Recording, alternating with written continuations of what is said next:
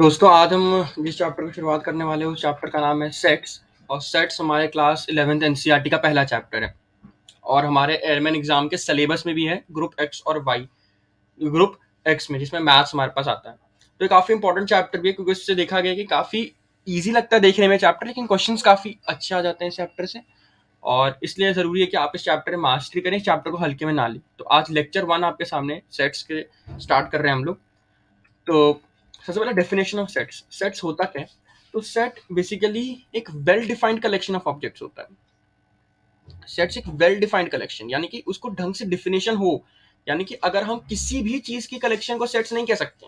जैसे अगर हम कहें कि collection of top 5 greatest batsman in cricket, तो ऑब्वियसली वेल डिफाइंड नहीं है क्योंकि सारे लोगों के अलग अलग चॉइसेस हैं कि टॉप 5 बैट्समैन कौन है, और ऐसा कोई फिक्स रेटिंग भी नहीं है जिसके बेसिस पे हम कह सकें। जैसे कुछ स्पोर्ट्स होते हैं जैसे चेस, जिसमें रेटिंग आपका डिसाइडेड होता है कि आपके पास ये रेटिंग होगा जिसमें उस स्पोर्ट्स पर्सन की कैपेबिलिटी के बारे में पता चलेगा, लेकिन ऐसा कोई रेटिंग वगैरह नहीं एग्जिस्ट करता क्रिकेट में। तो हम कोई डेफिनेशन वाइज कह नहीं सकते कि वेल डिफाइंड ग्रुप है। वेल डिफाइंड ग्रुप कैसे होगा?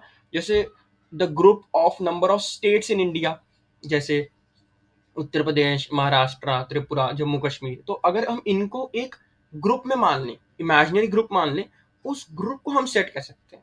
लेकिन टॉप 5 बैट्समैन का ग्रुप या फिर मोस्ट इंटेलिजेंट पीपल का ग्रुप, ये एक सेट में नहीं आता है, ये मैथमेटिकल सेट का पार्ट नहीं। अब सेट में जो भी हमारे पास ऑब्जेक्ट्स होंगे, जैसे अगर मैं कहूँ कि set of states in India, तो उसके एग्जाम्पल जाएंगे जैसे कि उत्तर प्रदेश, पंजाब, हरियाणा। अभी हम 3 स्टेट्स ले रहे हैं, तो जो भी इस सेट के अंदर जो भी ऑब्जेक्ट्स हैं, स्टेट्स हैं, एंटिटीज हैं, जैसे कभी स्टेट हो सकता है, कभी पर्सन हो सकते हैं, कभी कोई क्वालिटी हो सकती है, या फिर कभी कोई शेप्स हो सकते हैं। जैसे अगर आप इस सर्कल के अंदर देखें तो कहीं हमने शेप्स कर रखे हैं जिसको हम पॉलीगन कहते हैं। पॉलीगन मतलब बहुत सारे एंगल्स, शेप्स हैं। तो इन शेप्स का कलेक्शन है। उस कलेक्शन को, उस कलेक्शन के अंदर जो भी चीजें हैं, जो भी ऑब्जेक्ट्स हैं, उनको हम एलिमेंट्स कहते हैं। जैसे इस सेट के एलिमेंट्स हैं यूपी, पंजाब, हरियाणा। इस सेट के एलिमेंट्स हैं अलग अलग, जैसे triangle, rectangle, square, pentagon, etcetera. तो ये सब एलिमेंट्स हैं इसके। जैसे इस सेट में 3 एलिमेंट्स हैं, 1 2 3। वैसे इस सेट में कितने एलिमेंट्स हैं? 9 एलिमेंट्स हैं। तो जितने एलिमेंट्स, जितने ऑब्जेक्ट्स हैं, उनको एलिमेंट्स बोलते हैं। और एलिमेंट्स का नंबर ही इंपॉर्टेंट है, हम आगे जाके देखेंगे सेट्स में एलिमेंट्स का नंबर भी इंपॉर्टेंट है। तो पहला आपका कॉन्सेप्ट था कि सेट क्या होता है? एक well defined collection of objects होता है, और उसके अंदर जो ऑब्जेक्ट्स होते हैं उसे हम एलिमेंट्स कहते हैं। अब नेक्स्ट पॉइंट है, ये कह रहा है a set is usually represented by capital letter. जब भी हम सेट को डिनोट करते हैं, जैसे मैं अगर इस सेट को डिनोट करूं तो कैपिटल लेटर से यूजुअली, हर बार जरूरी नहीं है, एक्सेप्शंस आ सकते हैं, लेकिन अगर आप जनरल सेंस में इसको लिख रहे हैं तो आप जनरली इसको कैपिटल लेटर में लिखेंगे। जैसे ए, हमने सेट को ए डिफाइन कर दिया, इस सेट को हमने, इसमें पॉलीगन्स हैं, उस सेट को हमने बी डिफाइन कर दिया, एंड सो ऑन। तो उसको कैपिटल लेटर में, हम चाहें तो उसको स्मॉल लेटर में भी लिख सकते हैं, लेकिन जनरली कैपिटल लेटर एक्सेप्टेबल होता है, यूज होता है मैथमेटिकल लैंग्वेज। जैसे आपके सामने एग्जांपल है कि capital A is equal to 2 4 6। ये एक set of even number, even number का कलेक्शन है, एक इवन नंबर का ग्रुप है। तो 2 4 6 इवन नंबर का एक समूह है, एक कलेक्शन है। उस कलेक्शन में ये जो 2 4 6 है, यहाँ जो ये ऑब्जेक्ट्स हैं, जो चीजें हैं, ये 3 चीजें, इनको हम एलिमेंट्स बोलेंगे। और ए में कितने एलिमेंट्स हैं? 3 एलिमेंट्स। अब जब हम ग्रुप लिखते हैं तो उसमें कुछ रूल्स होते हैं लिखने के। रूल्स क्या है कि the elements that are written in the set can be in any order. जैसे अगर मैं लिखूं ए इक्वल टू 2 4 6, तो वो भी सही है, और ए इक्वल टू 4 6 2, ये भी सही है। दोनों सेम चीजें लिखी हुई हैं, दोनों को हम एक ही चीज मानेंगे, दोनों में कोई डिफरेंस नहीं है और दोनों ही सही है, कोई गलत नहीं है। जैसे आप देखिए किसी ग्रुप में हम कभी ऑर्डर नहीं देखते, जैसे ये ग्रुप है, हमने इसको एक साथ रख दिया। अब हम ये नहीं देख रहे कि स्क्वायर ऊपर है या नीचे है। अगर ट्रायंगल स्क्वायर के ऊपर होगा तब भी ग्रुप तो ग्रुप ही रहेगा। हम ये नहीं देख रहे कि कौन किसके ऊपर है, कौन किस जगह पे है। हम ऑर्डर नहीं देख रहे हैं ग्रुप में, कौन आगे कौन पीछे। ग्रुप में क्या चीजें हैं और कितनी चीजें हैं, उसी चीज पे हम फोकस कर रहे हैं। और एक और चीज, group elements that are written set can be any order but can not be repeated. उसे हम रिपीट नहीं कर सकते। जैसे हम ये नहीं सकते कि ए इक्वल टू, अगर सेट ऑफ इवन नंबर्स की बात करें, 2 2 4 4 6 6, नहीं। एक कलेक्शन के अंदर अगर हम चीजों को मेंशन कर रहे हैं तो एक चीज को एक ही बार मेंशन करेंगे। इससे ही पता चल जाता है कि वो उस ग्रुप के अंदर है, उसे बार बार मेंशन करना अलाउड नहीं है सेट के नोटेशन। ठीक है, सेट के नोटेशन को हम अभी डिटेल में अभी पढ़ते हैं, पहले और चीजों पर फोकस कर लेते हैं। जैसे यहाँ इवन नंबर का एग्जांपल दिया, वैसे हम प्राइम नंबर का एग्जांपल, जैसे हमने पी लिखा, P is a set of prime number 2 3 5 7। तो हमने प्राइम नंबर्स और भी आएंगे, हम जितना चाहें उतना कलेक्शन लिख सकते हैं। ऑब्वियसली ये इनफाइनाइट सेट होगा, तो 2 3 5 7 11 सो ऑन, तो एक इनफाइनाइट सेट होगा। लेकिन अभी हमने इसको इतना ही डिनोट किया, अभी हमने इसको आगे नहीं किया। कैसे हम डिनोट करते हैं किसी भी ग्रुप को, वो हम अभी आप पढ़ेंगे।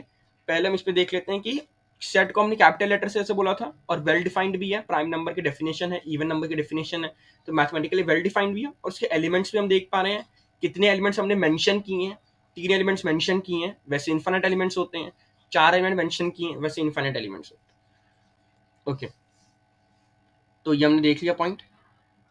अब commonly use set in maths, जैसे हमने कहा इवन नंबर का सेट था, प्राइम नंबर का सेट था, वैसे मैथ्स में कुछ नाम दिए होंगे। जैसे हमने कहा कैपिटल लेटर की डिनोट किया ए और पी से, तो मैथ्स में ऐसा है कि इस सेट को हमने एक बाय कन्वेंशन एक्सेप्ट किया हुआ है, ताकि लोगों को समझने में आसानी हो। एक लेटर से, एक कैपिटल लेटर से हमने इसको डिनोट किया। जैसे अगर कोई आपसे बोले कि नेचुरल नंबर का सेट को आप क्या बोलेंगे, तो मैथ्स में उसको एन लिखेंगे, कैपिटल एन। हम कोई भी नाम नहीं दे सकते उसको, ए बी ऐसे कुछ नहीं कर सकते, हमें एन ही कहना पड़ेगा। Set of natural numbers, natural numbers क्या होते हैं? काउंटिंग नंबर्स, 1 2 3 4, ये सब नंबर्स नेचुरल नंबर्स के अंदर एग्जिस्ट करते हैं। ऐसी Z set of integers, integers क्या होते हैं? हमारे पास 0 1 2 3 और नेगेटिव में -1 -2 एंड सो ऑन। तो आपको ये चीजें, बेसिक चीजें पता होंगी। ये है इंटीजर। रैशनल नंबर्स क्या होंगे? ऑब्वियसली जो पी वाई क्यू के फॉर्म लिख सकते हैं। अब यहाँ पे ये इंपॉर्टेंट नहीं है कि चीजें होती क्या है, ये तो आपको पता होगा, इसकी डेफिनेशन ही फिक्स है, तभी इसका सेट हम क्रिएट कर सकते हैं। लेकिन इसका जो लेटर यूज होता है, ये काफी इंपॉर्टेंट है, क्योंकि ये काफी बार एग्जाम में लेटर यूज कर सकता है और आपको पता ही नहीं चलेगा किस चीज का सेट को डिनोट कर रहा है। तो आप इस लेटर को याद कर लीजिए कि एन से नेचुरल नंबर होगा, जेड से इंटीजर होगा, क्यू से हम रैशनल नंबर्स को डिनोट करेंगे, आर से रियल नंबर्स, यानी कि जो रैशनल नंबर्स और इरेशनल नंबर्स दोनों होते हैं, और रियल नंबर्स। पॉजिटिव इंटीजर को हम z प्लस से डिनोट करते हैं, नेगेटिव इंटीजर को हम z माइनस से डिनोट करते हैं। ठीक है, अब एक बहुत इंपॉर्टेंट चीज आ जाती है, वो है सिंबल के बारे में। सेट में हम एक सिंबल यूज करते हैं, सेट में काफी सिंबल यूज करते हैं। अभी हम जो सिंबल इंट्रोड्यूस कर रहे हैं वो कर रहे हैं ई जैसा दिखने वाला सिंबल। ये सिंबल सेट्स में यूज करते हैं क्या डिनोट करने के लिए, क्या बताने के लिए, कि अगर हम किसी लेटर के आगे लिखते हैं या किसी ऑब्जेक्ट के आगे, जैसे मैं लिखूं 1 बिलोंग्स टू n, ई को हम पढ़ते हैं बिलोंग्स टू या फिर इज एन एलिमेंट ऑफ। ई से एलिमेंट, ई का यूज करते हैं, तो बिलोंग्स टू या इज एन एलिमेंट ऑफ, इसका मतलब 1 इस सेट का एलिमेंट है।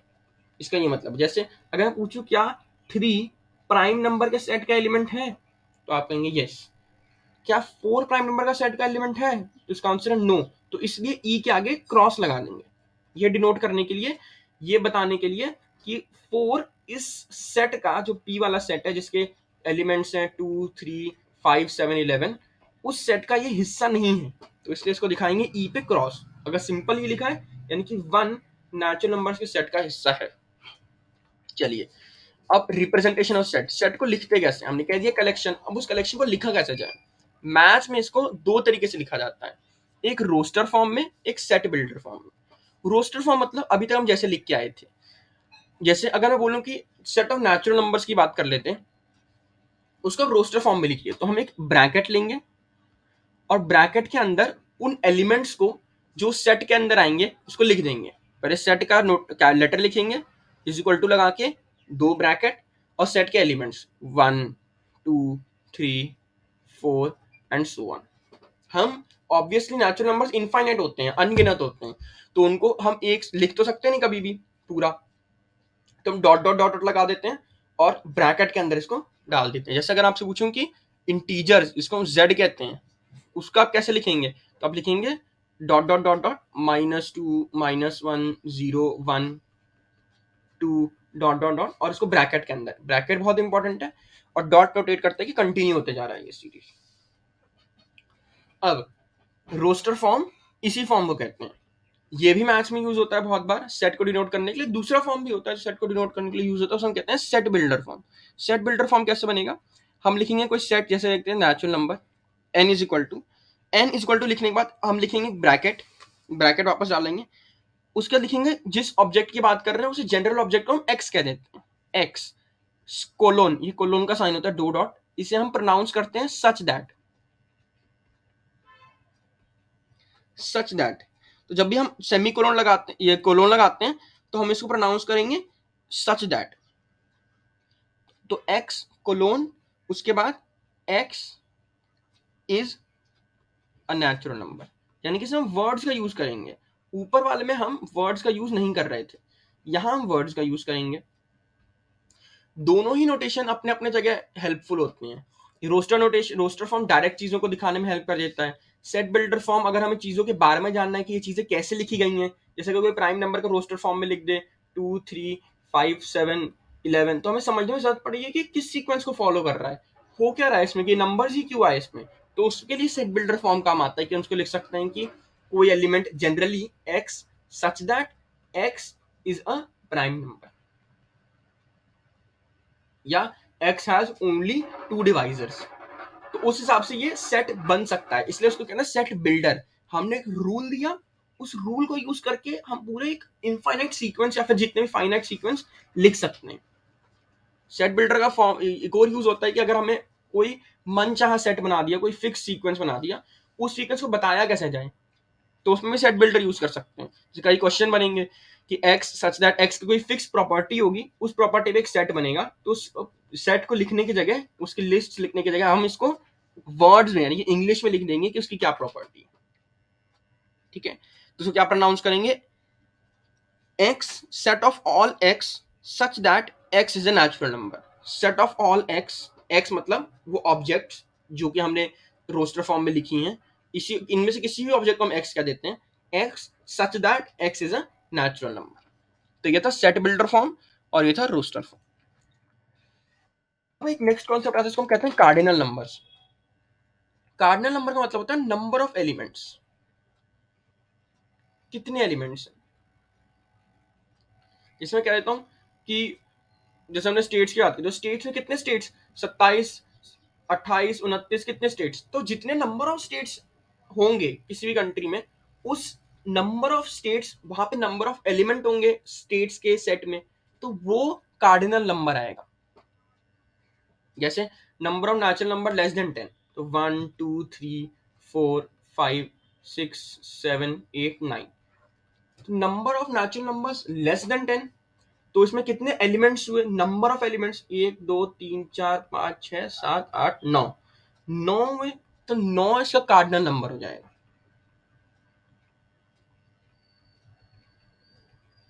ठीक है, तो कार्डिनल नंबर क्या होता है ये जानने की जरूरत थी आपको। तो नंबर ऑफ एलिमेंट्स, अच्छा अब नंबर ऑफ एलिमेंट्स के बेसिस पे हम तीन तरह के सेट्स डिफाइन करते हैं। एम्प्टी सेट जिसमें नंबर ऑफ एलिमेंट 0 है, 0, जैसे मैं कोई सेट बोलूं कि नंबर ऑफ सेट, सेट का नाम है लेट से एक्स, सेट क्या है, एक्स का कोई एलिमेंट मान लेते हैं y, such that y is a natural number less than 0। तो ये तो कोई सेट का कोई एलिमेंट ही नहीं है, इसका मतलब इस सेट का कोई ऐसा हो ही नहीं सकता नंबर, नेचुरल नंबर जो 0 से कम हो, तो ये सेट खाली है, इस सेट के अंदर कुछ है ही नहीं, तो इस सेट को हम बोलेंगे एम्प्टी सेट, यानी कि रिक्त है।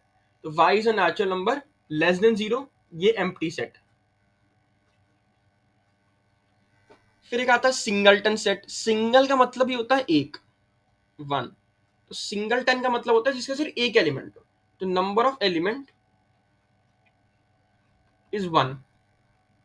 जैसे सेट बिल्डर फॉर्म में लिख रहा हूं वापस से, z मान लेते हैं और इसका कोई भी एलिमेंट t मान लेते हैं, t इज अ या is an even prime number, यानी कि प्राइम नंबर भी है और इवन भी है, तो ऑब्वियसली 2 ही आएगा उस पूरे सेट में, z के उस सेट z में से 2 ही आने वाला है, तो उसको हम बोलेंगे singleton set. Similarly finite infinite set तो सब लोग जानते हैं, फाइनाइट सेट मतलब कि नंबर ऑफ एलिमेंट्स फाइनाइट हो, जैसे 100 1000 1 करोड़, नंबर ऑफ एलिमेंट्स कितने भी हों लेकिन उतने हो कि हम उसको गिन सकें। इनफाइनाइट सेट जैसे सेट ऑफ नेचुरल नंबर,